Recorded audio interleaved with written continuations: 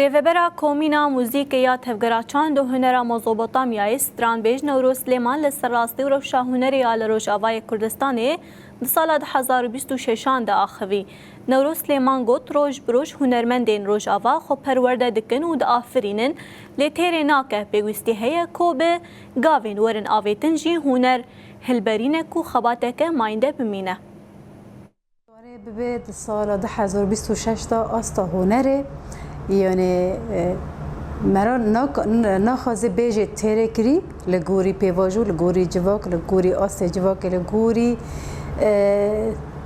بویرن جواک تیرا در بازده لکم جینمایی روبرو لگورا جواک لگورا دنگ جواک ایشا جواک راگ هاندی لیاو تن تیره ناکه جبر هنکی ناف داجی ختماندن هنری هیا ناف داجی هنکی حرتم شرل سر هنری شرکتل سر قرکرنا چاندا کردی هنرا کردی گوتنین کردین سترانین کردی هر تم قرکرنک جیب سر داته لیلگوری و قرکرنیش دیساجی هلوست هولدان دنگ بانک هنا کو ام هنرا ام ببن خودی هنرا کردی هنر جبر ام جواکا روجلاتا ناوین ام کسن کار کردن ام کسن خودی کردن ام کسن خزاینه دبی ام بچاندا غربی باندور نبن دبی ام بچاندا زکا استیناعی ام پی باندور نبن او تشتکی استیناعیه ناب مال ما ناب ملک ما ناب تربیه ما ناب جواکا ما تفیدل منو که جدای لهمبر و تقر کرن چندا می خزایی آب بکد هاتی داین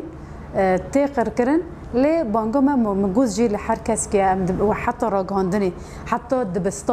دبستان هاوجی پروردا جواک یاد دیه پشتی پروردا دایی که دبستان سازی ما تفگرا می تفچاند هلال زیرین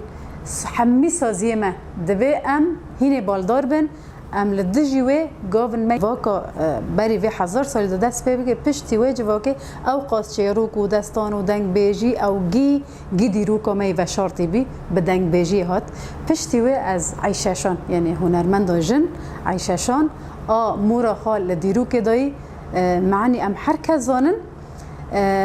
یعنی او و هنگ جواک فرق دخابی جنک در کوسترانا بیجه لی رغم و زور و زحمتی عیششان مریم خان و حتی نهاجی اگهدار دکم و حتی نهاجی تشتن هنگ چه بیه ام حتی نه نکن و هسنا چه بکن و گوتنه وان گوتی ام ببین ام بهوینه او پیشروج ما لحمیز دایی که وگره لچاندا رسم وگره لچاندا خزایی وگره یا راست وگره در نکوه در وی خطه و همه تشتی بقولای نتی هر چقا برهمین ما بکد هاتن او قاس ام خزایی و رسن